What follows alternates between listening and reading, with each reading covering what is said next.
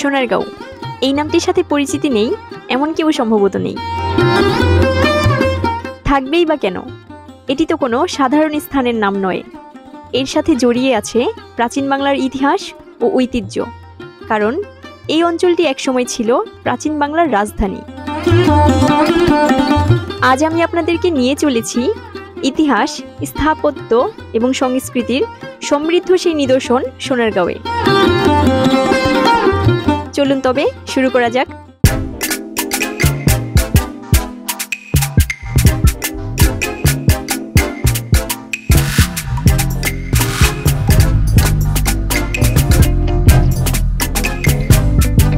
বর্তমান রাজধানী ঢাকা থেকে প্রাচীন বাংলার রাজধানী সোনারগাঁওয়ের দূরত্ব মাত্র 25 কিলোমিটার। তাই একদিনেই ঘুরে আসতে পারেন ইতিহাস সমৃদ্ধ এই অঞ্চলটি থেকে। আমরা প্রথমেই চলে এলাম সোনারগাঁওয়ের সবচেয়ে জনপ্রিয় স্থান লোক ও কারুশিল্প ফাউন্ডেশনে, যেটি মূলত লোকশিল্প জাদুঘর বা সোনারগাঁও জাদুঘর নামে বেশি পরিচিত। এখানের প্রবেশ ফি জনপ্রতি 50 টাকা। জাদুঘরে প্রবেশের পরেই হাতের বামে একটি স্থাপনার দিকে চোখ আটকে গেল। স্থাপনাটির নাম বড় সর্দার বাড়ি।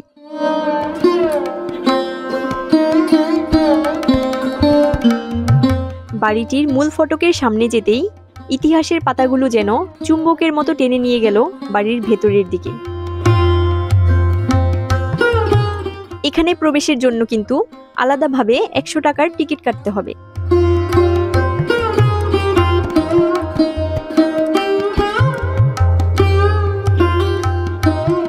দ্বিতল ভবনটির উঠোনে প্রবেশ করতেই এর চোখ ধাঁধানো সৌন্দর্য দেখে অভিভূত হয়ে পড়লাম। এই ভবনটির সৌন্দর্য আসলে ভাষায় প্রকাশ করার মতো না।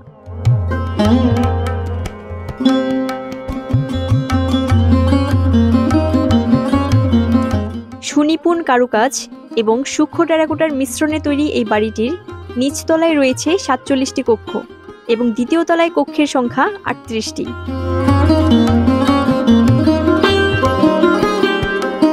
বহুদিন সংস্কারের অভাবে জরাজীর্ণ এই বাড়িটিকে নতুনভাবে সংস্কার করে কোরিয়ান কোম্পানি ইয়াংওয়াং কর্পোরেশন।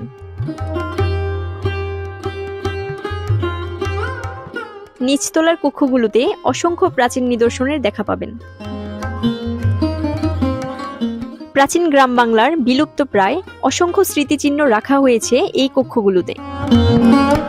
অনেকে মনে করেন এই বাড়িটি ঈশা খাঁ নির্মাণ করেছেন, কিন্তু এটি আসলে গোপীনাথ সর্দার নামে একজন ধনী ব্যবসায়ী নিজেদের থাকার জন্য নির্মাণ করেছিলেন। পরবর্তীতে এই বাড়িটি 12 ভূঁইয়াদের মধ্যে ঈশা খাঁর দখলদারিতে চলে আসে। এরপর থেকে এই বাড়িটিকে ঈশা খাঁর জমিদার বাড়ি বলা হয়। 12 ভূঁইয়া, মুঘল এবং সর্বশেষ ব্রিটিশ শাসনের চিহ্ন বয়ে চলা এই বাড়িটির বয়স 600 বছর। বড় সর্দার বাড়ির পূর্ব এবং পশ্চিম দিকে 2টি দিঘিতে কয়েকটি শান বাঁধানো ঘাট আছে। এর মধ্যে পশ্চিমের দিঘির একটি ঘাটে 2 পাশে 2টি ইংরেজ অশ্বারোহীর মূর্তি আছে। সর্দার বাড়ি থেকে বের হলেই চোখে পড়বে শিল্পাচার্য জয়নুল আবেদিনের চিত্রকর্মের আদলে তৈরি এই ভাস্কর্যটি। এর ঠিক সামনে এগোলেই যে ভবনটি দেখতে পাচ্ছেন, এটি হলো শিল্পাচার্য জয়নুল আবেদিন লোক ও কারুশিল্প জাদুঘর। জাদুঘরে প্রবেশের পর অসংখ্য ঐতিহাসিক নিদর্শনের দেখা পাবেন। নকশিকাঁথায় সেলাই করা এই মানচিত্রটির ঠিক পাশেই কাচের ফ্রেমের ভেতরে ফুটিয়ে তোলা হয়েছে গ্রাম বাংলার নিত্যদিনের জীবনযাপনের এক অসাধারণ চিত্র।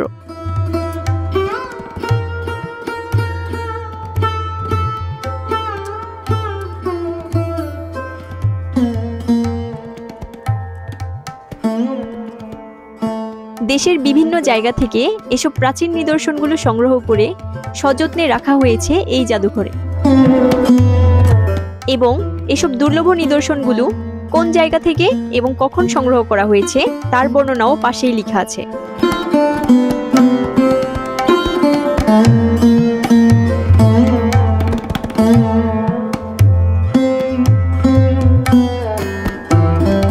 বাংলার প্রাচীন আমলের রাজা রানী বা জমিদারদের ব্যবহার্য অসংখ্য জিনিস এখানে স্থান পেয়েছে।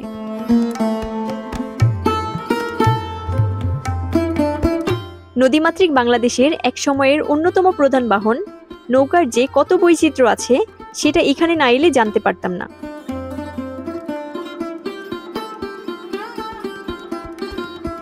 জাদুঘরে আরও সংরক্ষিত আছে নারায়ণগঞ্জ জেলার ঐতিহ্যবাহী একটি শিল্প জামদানি শাড়ি।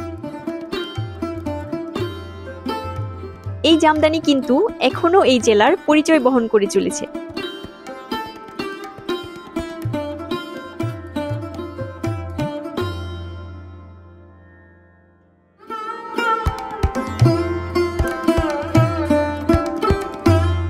দেখি যেন শেষ করতে পারছি না এক একটি নিদর্শন।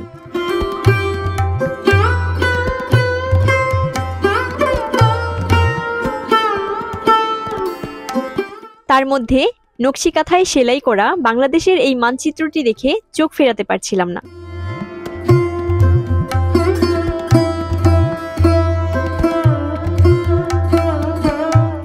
ভাবা যায় এক সময় কোলাহলে পরিপূর্ণ এই লোকালয়টি এখন পরিণত হয়েছে একটি জাদুঘরে।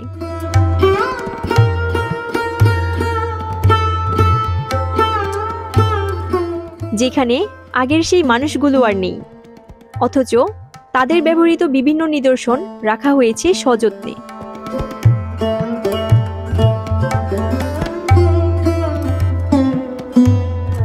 জাদুঘর থেকে বের হয়েই এই বাঁশের সাঁকোটি পেরিয়ে বাম পাশে যে ভবনটি দেখতে পাচ্ছেন এটি একটি লাইব্রেরি।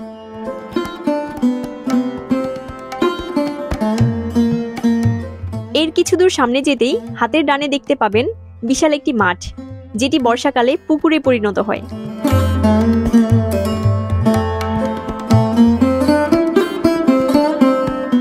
এরপরেই কিন্তু বাচ্চাদের জন্য বিভিন্ন ধরনের আনন্দ আয়োজনের ব্যবস্থা আছে।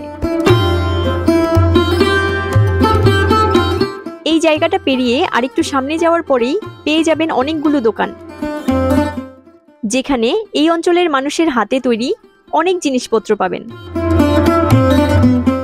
এখানের দোকানগুলোর নামও কিন্তু অসাধারণ। প্রায় সবগুলো দোকানের নামই এক একটি নদীর নামে। এই দোকানগুলোতে পেয়ে যাবেন নকশিকাঁথা, কাঠের তৈরি এবং ঘর সাজানোর বিভিন্ন সামগ্রী, তাঁতের থ্রি পিস, কাশ্মীরি শাল ইত্যাদি অনেক কিছু।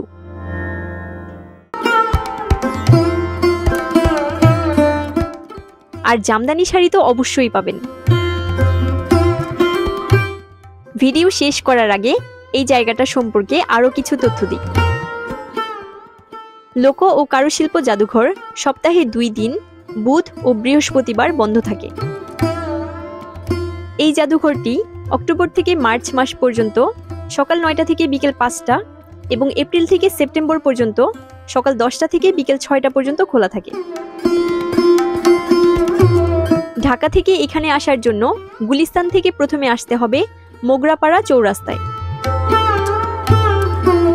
গুলিস্তান থেকে স্বদেশ, দোয়েল ও বোরাকের বাসগুলোতে জনপ্রতি ভাড়া পড়বে 40 থেকে 50 টাকা। আর যারা নারায়ণগঞ্জ থেকে আসতে চান তারাও কিন্তু মোগরাপাড়া চৌরাস্তায় এসে ব্যাটারি চালিত অটো বা রিক্সা নিয়ে সোনারগাঁও জাদুঘরে চলে আসতে পারেন। স্বল্প সময়ে এবং খুব কম খরচে ঢাকা থেকে ডে ট্যুর দেওয়ার জন্য সোনারগাঁও একটি আদর্শ স্থান। ভিডিওটি ভালো লেগে থাকলে আমার চ্যানেলটিতে সাবস্ক্রাইব করার অনুরোধ রইল। ভালো থাকবেন সবাই। দেখা হবে পরবর্তী ভিডিওতে নতুন কোনো ভ্রমণ গল্প নিয়ে।